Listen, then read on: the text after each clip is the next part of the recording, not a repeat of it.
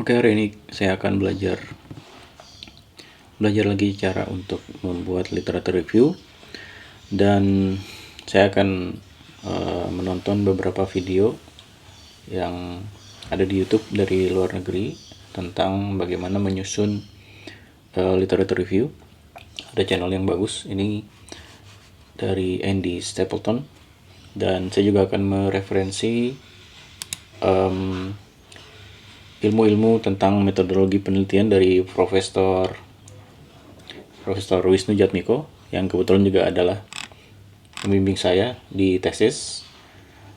Saya akan coba merangkum semuanya dan coba mengingat kuliah tentang MPPI di beberapa semester lalu. Oke, stay tune. Target saya hari ini adalah merangkum 5-10 paper. Kalau bisa dapat sampai 15 paper lebih baik. Artinya nggak hanya paper-paper yang asal-asalan, tapi juga paper yang berkualitas yang saya pilih, yang sangat mendekati topik sesi saya. Oke. Judul paper saya adalah segmentasi jalan rusak untuk jalur penyelamatan di daerah bencana. Studi kasus gempa bumi besar Indonesia 2018 hingga 2022. Tapi ini adalah judul versi 2 setelah saya selesai melakukan sidang proposal tesis sekitar beberapa semester lalu, dan para penguji, Pak Ari dan Pak Dodit, minta untuk tesis saya tuh lebih mengarah ke scientific, artinya tidak hanya aplikasi dari penggunaan tools yang ada yang saya gunakan, tapi juga lebih ke arah ke keilmuannya di ilmu komputer. Jadi kemarin masalahnya di situ, dan akhirnya saya pakai judul ini, segmentasi jalan rusak untuk jalur penyelamatan. Nah, setelah saya pikir-pikir, judul dari tesis saya ini kayaknya masih tidak bagus ya, kurang bagus. Artinya saya menemukan kendala lain, yaitu saya sangat sulit mencari dataset gempa bumi besar di Indonesia 2018 sampai 2022 yang gratis. Yang berbayar juga agak sulit. Saya sempat menghubungi yang sekarang tuh dulunya 8 itu apa ya?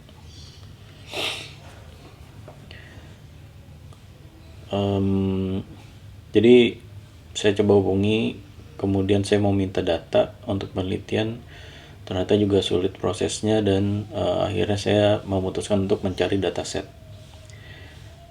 yang publik yang lebih komprehensif.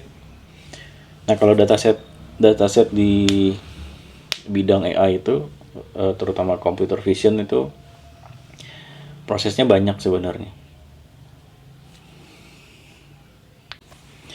Dataset di computer vision, di ilmu komputer itu sebenarnya prosesnya panjang. Jadi kalau kita mengumpulkan dataset sendiri, misalkan saya terbangkan drone sendiri, saya baru tahu juga ternyata prosesnya adalah kita tidak hanya mengumpulkan citra satelit atau citra drone, terbangkan drone terus kita kumpulkan. Ternyata kita juga harus tahu ya masalah dari tesis kita itu apa yang ingin kita coba lakukan penelitian gitu, atau apa yang mau kita carikan solusinya. Nah, ternyata dari dataset ini itu kan masih mentah, itu harus diolah lagi. Misalkan kayak labeling, harus tahu apakah ini misalkan saya foto dari atas, terus ada rumah, ada jalan, ada sungai gitu ya, ada kali kecil. Saya harus bisa menganotasi bahwa bagian ini adalah bagian sungai, ini adalah bagian jalan, yang ini adalah bagian rumah, ini adalah bagian gedung. Nah, bagaimana caranya saya bisa menggunakan dataset yang untuk tesis saya ini yang untuk daerah bencana, sedangkan saya tidak punya dataset yang benar-benar bencana. Nah, itu kendala berikutnya. akhirnya panjang karena perlu anotasi, perlu ngambil data dan lain-lain. Saya perlu mensimulasikan, ya itu benar-benar panjang sih. Dan itu nggak sebaiknya nggak dilakukan gitu. Teman-teman bilang bahkan lu ngabisin waktu aja untuk ngerjain dataset doang. Akhirnya saya pikir ya udah saya cari aja dataset yang umum, yang banyak orang gunakan untuk di daerah bencana gitu ya, yang topiknya berhubungan dengan pengelolaan data visual di daerah bencana.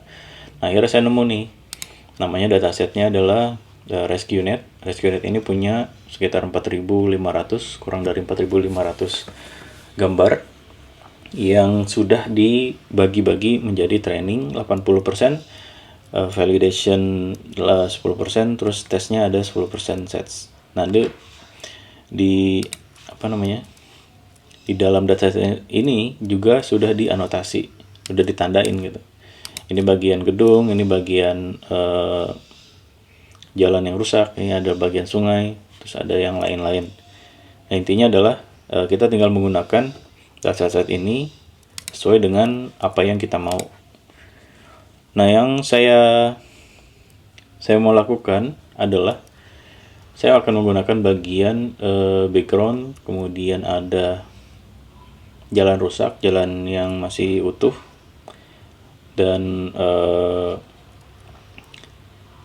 beberapa dari building yang ada major, minor major, dan total destruction. Ini mungkin ada sebagian yang saya ambil, tapi nggak bisa langsung semuanya. Jadi saya coba pelajarin dulu apa yang perlu saya ambil, apa yang tidak.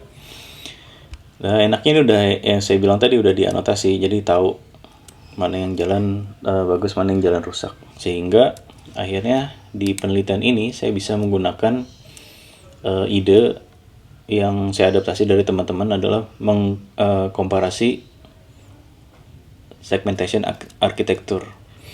Nah, yang pertama adalah DeepLab versi 3+, kemudian ada PSPNet, ada Attention Unit, dan ada Metasum. Saya nggak yakin sebenarnya Meta ini yang Facebook ya. Itu dia punya model namanya Metasum. Sum itu adalah segment anything model yang bisa mengsegmentasi apapun. Sedangkan dari segmentasi itu ada beberapa jenis segmentasi, dan dia lebih ke arah segmentasi yang multiple gitu. Saya lupa istilahnya. Nah, apakah bisa saya lakukan atau tidak, saya belum tahu. Saya coba pelajarin dulu. Kita mulai hari ini, dan mudah-mudahan ada hasilnya meskipun sedikit. Saya akan lanjutkan besok jika target saya untuk mereview 5-10 paper yang bagus sudah tercukupi hari ini. Oke, kita mulai. Setelah coba baca beberapa paper,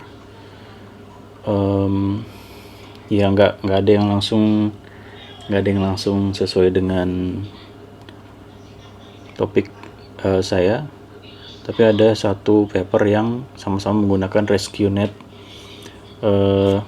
Yang kedua, poin yang saya dapatkan di pagi ini adalah saya nggak bisa langsung lompat ke itu deh, cari paper yang mendekati.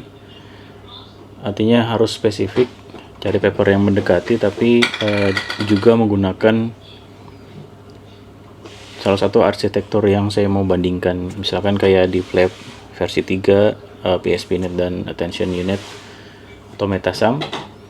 Jadi pengennya nyari paper yang menggunakan arsitektur seperti ini, tapi mereka semua kesamaannya adalah sama-sama menggunakan RescueNet atau yang sejenis. Jadi saya bisa pelajarin dan bisa membandingkan dari situ.